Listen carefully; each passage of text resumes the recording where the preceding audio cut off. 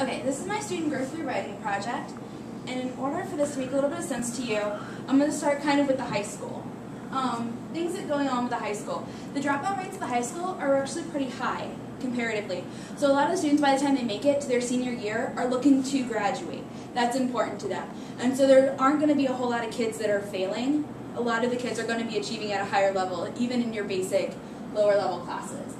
Also, they just initiated a new project called Project AIM. So any senior failing a core class is pulled out at the halfway point and put in a separate room where they take the entire class via computers. And so any student that's in trouble of failing is already set aside, already pulled out of the class. And all of the classes are going to be full inclusion. So you have full range of abilities, but for the most part, you're all going to have the higher achieving students, even in a lower level classroom because of some of these other concepts. So my students, I had about 80 12th graders. It was a college level government course, which is your basic level. It's not AP, but again, they are going to be your smarter students. Many of the students are from families affiliated with the local university, and so they have very high achieving parents that set very high standards for them. And then a lot of the students that are not part of that community strive to be part of that community, strive to be seen as if their parents are affiliated with the university as well. And so you can see there's a definite dichotomy there. There's two very different groups of students, but by the time they reach their senior year, they try to achieve at the same levels. And the majority of my students were going to college. Between 25 and 50% of them are looking to go to community college before going to before university, but they are all looking at doing that. And so they all are on that track already. So, because it was a senior class and because it was second semester, all of my writings were done as in-class writings. This was to ensure that the students were actually doing them in order to turn them in, as well as there would be more support for some of the students that needed it. I wanted to make sure that the students knew that opinions were okay in your writing as long as you could defend them with fact. So I wanted to kind of leave the door open for them to write about things that they cared about as long as they could support what they were saying, as, again, promote the importance of details in their writing. So I used 3 different writing prompts, so they're part of 3 different units, which it made it more difficult to link them together, because they're all kind of very different, but all based on this whole idea of supporting what you're saying by using details. The first assignment was to create a political party. For this assignment, they had to come up with a name, a representative candidate for their party, and a platform. And this came after a four-day span of lectures, or span of lessons talking about political parties, what they were. We worked with platform information, and so they had all of the tools they needed to put these together. And the idea here was for them to take their ideas of what a good platform would be and what a good party would be, someone they would join and put them together. And then finally I wanted them to look at what kind of party system their party would fit in with and see where that worked out. The second was part of a unit on market economics, talking about supply and demand. So I had the students look at oil prices or gas prices. Because they were seniors and they were driving to school, a lot of them would come in the morning complaining about what gas prices were doing. It jumped 10 cents yesterday. I wonder why that was. And so I challenged them to come up with a solution to lower gas prices. They could do that by either changing supply or demand, and we looked in previous classes about how changing supply and demand would affect prices. And they were allowed to talk about individuals, businesses, governments, whichever way they chose to do it, they were going to get to lower gas prices. And this assignment we had done in a computer lab to be a little bit different. Whereas the first assignment was a piece of paper they wrote on in class, this one we went to the computer lab, so they had the ability to look up information, and many of the students found statistics and different things to write about, which made their papers really interesting. And finally, we wrote about political and economic systems. So we wrote about how a political system of a country how the political system affects the economic system of a country. So we had talked about 3 different economic systems and 2 different broad categories of political systems that we kind of broke them down to use here. So that was interesting as well. So for the first prompt, in order to show evolution, the students were prompted to get out the relevant notes. So these are kind of the things you're going to want to look at while you write your paper. Here's the topic, go for it. You have the rest of class to write. And many of the responses to that were not what I had hoped for. Many of them were very off the sphere of what you would expect in a government class. Many of them chose to avoid issues that would actually be relevant, talking a lot about partying, wanting no rules, things of that nature. But I left it up to them, and it left a lot of room to show their growth. Because many of the students came up with these really wild ideas, they didn't have much concrete information to write about and much support. For the second prompt, the students were prompted to get out the relevant notes. This is going to be what you want to look at. We went through the prompt together as a group, along with, here, these are some things you might want to look up. You might want to look at the trend of gas prices over time. You might want to look up different technology, different things that people are already doing to help this. Some of which we had already talked about in class, some of which they were prompted to look up on the computers. And again, they typed the responses, which seemed to make a big difference in the students being comfortable with the information they were working with. They had a question, they were able to go ahead and look it up without having to say anything out loud, which made a lot of the lower achieving students more comfortable, as well as the higher achieving students were able to go out and look for the information, look for the details and the numbers that they wanted in order to make this happen. And so that worked out really well. Finally, with the third prompt, the prompt was written on one side of the paper, but on the back side there was an outline format. And together as a group we went through that outline. It was very explicit about what my expectations were. I expected it to be in a 3-paragraph format with one sentence, the first sentence being this, and the second sentence being that, along with room for details.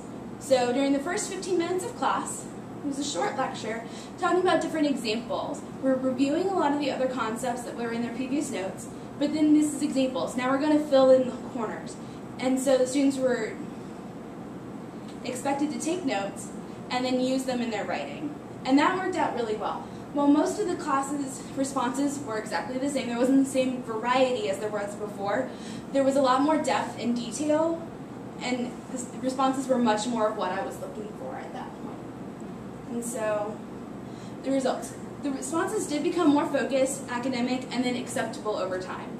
So whereas when the students had more freedom, they would go off into areas where they probably should not have gone, talking about partying and things like that, when we were talking about parties, the results became much more academic. It became much more papers that you would have attached to a college application. They were much nicer papers in general. But by the time we got to the third paper, because we had gone over the outline as a group, a lot of the papers ended up being the same, and they were using the same details. And so, things that I would do differently, I would do more writing. When I entered into my placement, the only writing the seniors had done in that class was a paper that was due 2 weeks before I had gotten there. They hadn't done any other writing for that class. So the idea of me introducing their writing was very different for them. I would have set higher standards earlier. The first writing, many of them were not acceptable, and I didn't speak up enough about that before handing out the second writing, so that while many more of the second writings were acceptable, some of them again were not. And all the assignments would have been more focused, kind of like the third assignment was. The way they were assigned in this case worked really well for showing growth, but in general I would create more assignments like the third assignment that I passed out. Thank you. So with this assignment, you've kind of talked about what you did at the macro level with the classes. Can you tell me a little bit about the two students you worked with and some of the individual things you saw with their work? A lot of it came down to appropriateness and applying things correctly. One of the students was somebody who was striving to be like the university or the people affiliated with the university, and so he talked really smart and he wanted to seem really smart all the time, but he didn't always have that background detail. So I knew he had it in him, but he wasn't going there. And so a lot of time on his paper I would write, more detail here. Where did this come from? Just very specific, poignant questions as to that nature. Whereas the other student, it was basically talking about, that's not really acceptable. Where is this coming from? Do you know what the expectations are for this? So when you talk about acceptable, what does that mean? That's about what? If you use it a few times, that word. The first paper that my second student wrote was about how her political party was going to be about partying. And they were going to have biodegradable solo cups and things of that nature. And while she didn't ever go outright and say anything, it was very much attributed to this idea of things that we probably shouldn't be talking about in school and things that don't exactly relate to what's going on in our government class. For the second paper, when we wrote about gas prices and whatnot, she wrote about one of the presidents and some things that he said in a not very flattering light, which again was not very acceptable. It's okay to not be supportive of everybody, but at the same time, the things that she said were going overboard. And so by the third paper, she did stay within the lines. She was able to express her opinions while staying in what should be expected of a senior government course. And then what about rubrics and things like that as a scaffold? Did you use rubrics, or how does that fit into your plans for the future or in the past? I do plan on using more detailed rubrics because they were in-class writings for the most part. Most of the grades were, did you do it, did you put any effort into it, or did you give me 3 sentences? Because that's the way that in-class assignments were graded. I would use rubrics in the future, detailed rubrics, kind of talking about exactly what I want. I feel like, A, that would make the papers easier to grade on my part, as well as help the students to understand the importance of answering all of the different parts of a question.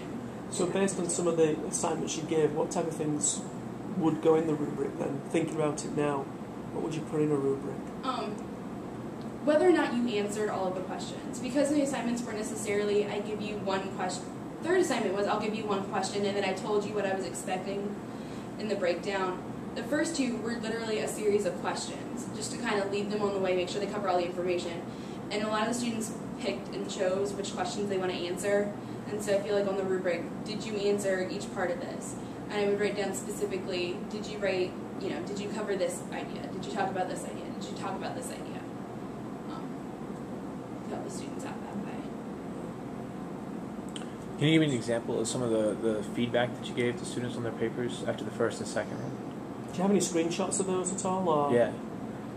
No, I have the papers in hard copy. Okay. But I will have those to put in my portfolio. Cool. What type of examples, though, when you find yourself sort of like trying to give feedback, what does it look like? Specific examples when you're writing on people's papers? It's mostly give more details. Where did this idea come from? Can you elaborate more? Can you give me another sentence about this? Things of that nature. Because for the most part, they are very smart students. They all have the ability to do this, but a lot of them were just trying to skate by on the surface and not really dig deep about it. And so a lot of it was probing for that that little bit more information.